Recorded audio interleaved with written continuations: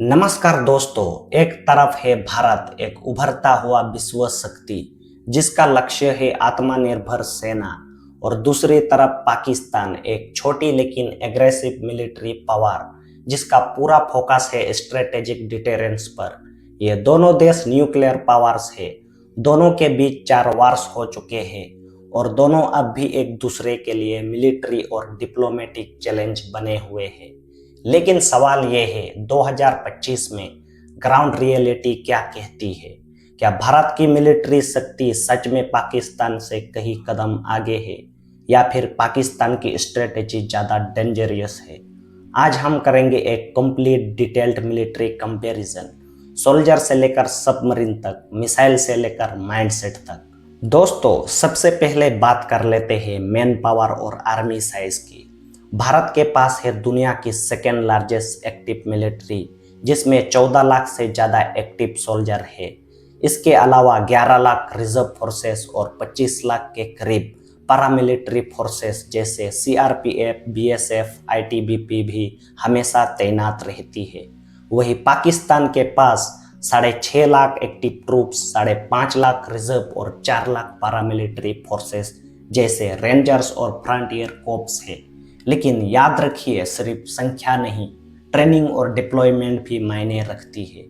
India की army diverse terrain में लड़ने की कैपेबिलिटी रखती है, लद्दाख के ग्लेशियर से लेकर राजस्थान के रेगिस्तान तक। दोस्तों, अब बात करते हैं डिफेंस बजट और स्पेंडिंग की। 2024 में भारत का डिफेंस बजट था लगभग $81, जो कि दुनिया के टॉप 5 डिफेंस बजट में शामिल है। वही पाकिस्तान का डिफेंस बजट था करीब $11 billion.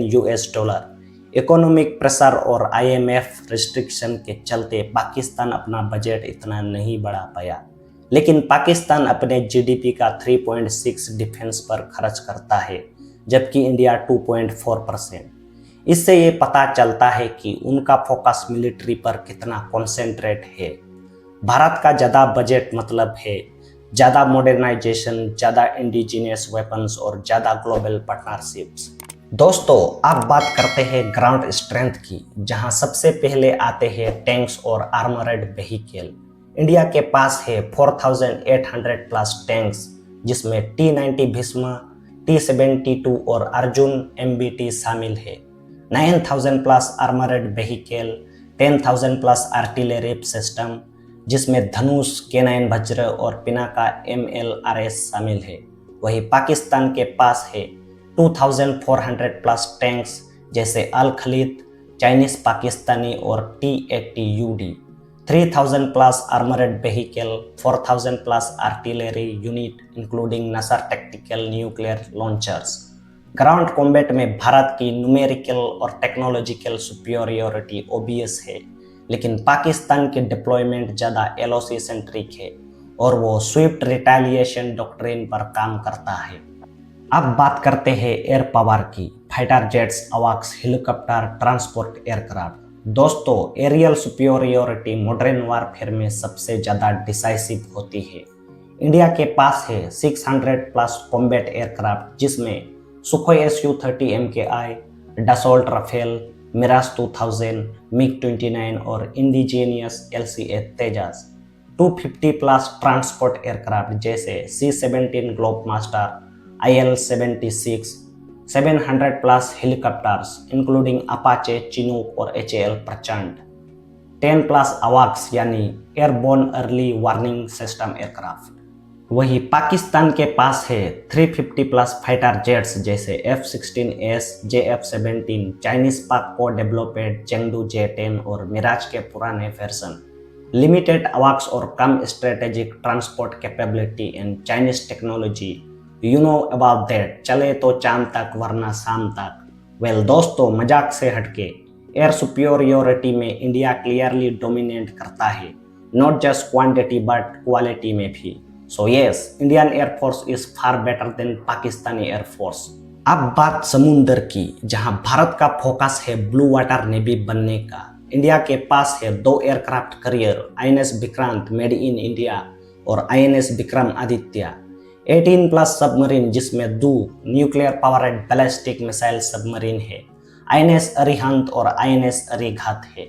13 plus destroyer, 14 plus frigate, 20 plus corvette. Reconnaissance patrol के लिए बोइंग P-8I पोसाइडन ऑपरेट करती है इंडियन नेवी। वही पाकिस्तान के पास है 11 सबमरीन डीजल इलेक्ट्रिक, 9 फ्रिगेट कुछ चाइनीज ओरिजिन के, 9 एयरक्राफ्ट कैरियर, लिमिटेड सी पावर। इंडियन नेवी की स्ट्राइक कैपेबिलिटी डीप ओशन तक है, जबकि Pakistan navy mostly coastal defence तक लिमिटेड है। दोस्तों, अब बात करते हैं न्यूक्लियर कैपेबिलिटीज की। दोनों कंट्रीज न्यूक्लियर पावर्स है, लेकिन डॉक्ट्रिन अलग है। इंडिया का डॉक्ट्रिन नो फर्स्ट यूज लेकिन फुल रिटेलिएशन गारंटी करता है। पाकिस्तान का doctrine first use possible, strategic unpredictability maintain करता है। इंडिया के पास है अग्नि सीरीज मिसाइल अग्नि 5, 5000 प्लस किलोमीटर तक का इसका रेंज है। Submarine based SLBM capability, air based nuke with Mirage and Rafale fighter jet. वही पाकिस्तान के पास है शहीन सीरीज, गजनबी और नसर टैक्टिकल न्यूक्स है। No confirmed second strike capability from sea. India के डिटेरेंस पोस्चर ज़्यादा मैच्योर और स्टेबल है, जबकि पाकिस्तान का मॉडल ज़्यादा टेक्टिकल और शॉर्ट रेंज फोकस्ड है। दोस्तों, technology, missiles and space. India के पास है DRDO और इसरो। दोनों ने मिलकर इंडिया को एक एडवांस टेक पावर बनाया है। India successfully tested anti satellite weapon, developed hypersonic prototypes. ISRO ने मार्स, मून और सोलर मिशन भी किए हैं। Ballistic missile defence system under development पर है। वही Pakistan dependent on Chinese tech. Super कोको रोल लिमिटेड है। मिसाइल प्रोग्राम स्ट्रॉन्ग है, लेकिन स्पेस और डिफेंस टेक में इंडिया से काफ़ी पीछे। दोस्तों, ग्लोबल फायर पावर इंडेक्स के मुताबिक इंडिया रैंक करता है 4th इन द वर्ल्ड, जबकि पाकिस्तान का रैंक है 9th इन द वर्ल्ड। तो दोस्तों, कंक्लूजन ये है कि इंडिया हर मेजर मिलिट्री एस्पेक्ट में पाकिस्तान से आगे है, एयर, लैंड, सी या टेक्नोलॉजी। लेकिन पाकिस्तान के डॉक्ट्रिन ज़्यादा रिस्क टेकिंग और एग्रेसिव है, इसीलिए एक डायरेक्ट वार दोनों के लिए कैटेस्ट्रोफिक हो सकती है। आखिर में जीत टैंक्स ना होती है ना मिसाइल से। इन द पास दोनों देश कई युद्ध कर चुके हैं, 1965, 1971 एंड 1999 कारगिल वार। हमेशा इंडिया ही जीता है। तो दोस्तों, अगर आपको ये वीडियो इन्फॉर्मेटिव लगा हो तो लाइक, कमेंट और सब्सक्राइब जरूर करें। कमेंट में लिखिए आपका सबसे ज़्यादा इम्पैक्टफुल पार्ट क्या लगा और क्या अगले टॉपिक कौन सा होना चाहिए। दोस्तों, आज के वीडियो में बस इतना ही। मिलते हैं अगले वीडियो में, तब तक के लिए धन्यवाद एंड जय हिंद।